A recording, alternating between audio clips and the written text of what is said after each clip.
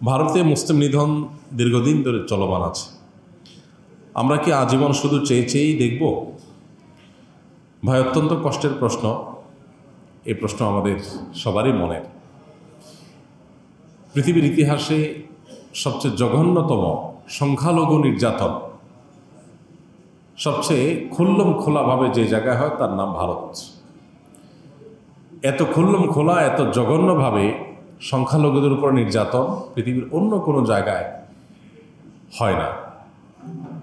অভিশপ্ত ইসরায়েলিরা যে ফিলিস্তিনে যেটা করছে সেটাকে তো সংখ্যালঘু নির্যাতন বলা চলে না, সেটা তো আগ্রাসন, দখলদারিত্ব।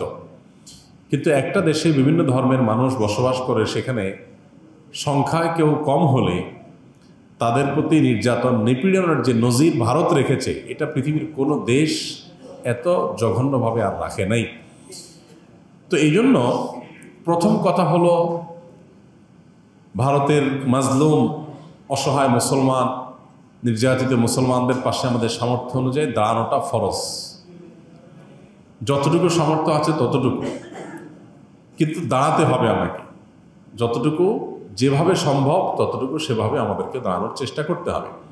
আমরা যদি মনে করি আমরা তো ভালো আছি, তো এটা হবে আমাদের সবচেয়ে বড় ভুল। কারণ কখনো কোনো মাজলুম মানুষের কষ্ট দেখে আমি তো ভালো আছি এই চিন্তা যারা করে, একসময় তারাও সেই কষ্টে পতিত হয়।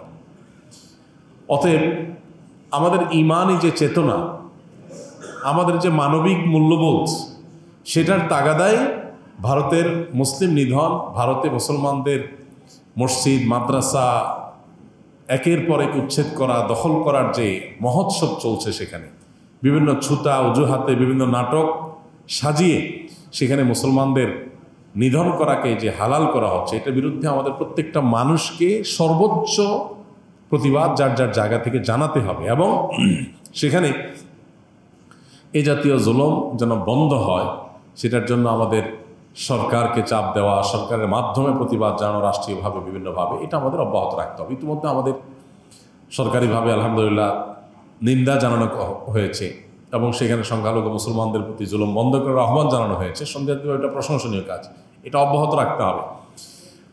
আমাদের সবচেয়ে লজ্জা হয় যখন আমরা দেখি যে ভারতীয়রা বা ভারত আমাদেরকে বলে যে এই দেশে সংখ্যালঘু হিন্দুদের প্রতি জুলুম বন্ধ করতে। এটা যখন তারা বলে, এটা হয় আমাদের সবচেয়ে বড় লজ্জার কারণ, সবচেয়ে অবাক করার বিষয়। কারণ ব্যাপারটা এরকম যে চালনি সুইকে বলে যে তোমার পেছনে ছিদ্র আছে। চালনি যদি সুইকে বলে তোমার পেছনে ছিদ্র আছে, এটা যেরকম বেমানান, এটা যেরকম হাস্যকর, ভারতীয়দের বাংলাদেশের মানুষকে সংখ্যালঘু নির্যাতনের বিষয়ে সবক দিতে আসা এরকম হাস্যকর। কারণ তারা যেটা করছে, এটা পৃথিবীর কোনো সভ্য সমাজে, কোনো রাষ্ট্রে সেটা কেউই করছে না। অতএব তাদের এগুলোর বিরুদ্ধে আমাদের প্রত্যেকটা মানুষকে ঐক্যবদ্ধ থাকতে হবে। ভারতীয়দের এই সমস্ত অপকর্মকে যারা বৈধ মনে করে, যৌক্তিক মনে করে, তারা হলো এই দেশের তথাকথিত এক শ্রেণীর মানবাধিকার কর্মী, যারা মানবাধিকারের নামে পতিতাবৃত্তি করার অধিকার চায়। তারা মানুষের বাঁচার অধিকার এতটা চায় না। যারা মানবাধিকারের নামে একজন মানুষের সৃষ্টিগত যে পরিচয়, সেটাকে তারা পরিবর্তন করার অধিকার চায়। কিন্তু পৃথিবীর বহু প্রান্তে বহু মাজলুম মানুষ বিনা দোষে প্রতিনিয়ত নিহত হচ্ছে, খুন হচ্ছে, তাদের ব্যাপারে তাদের কোনো মাথা ব্যথা নেই। এই মানুষগুলাই এই ভারতে যে মুসলিম নিধন চলছে সে ব্যাপারে দেখবেন মুখে কুলুপ দিয়ে বসে আছে। অন্যান্য বিষয়ে তারা দেখবেন খুব সরব। কোনো মুসলমান যদি কোনো ভুল করে, সেটা নিয়ে তাদের সবাইকে দেখবেন সরব হয়ে গেছে। কিন্তু মুসলমানদের নিধন চলছে, এরপরে তারা সবচাইতে চুপ। আল্লাহ তাআলা আমাদেরকে কপটদের চেনার তৌফিক দান করুন এবং আমাদের কর্তব্যটুকু আমাদেরকে পালন করার তৌফিক দান করুন। যার যতটুকু সাধ্য আছে তার ততটুকু সাধ্য দিয়ে অন্যায়ের বিরুদ্ধে প্রতিরোধ, প্রতিবাদ চালিয়ে যেতে হবে। আল্লাহ আমাদের সেই তৌফিক দান করুন।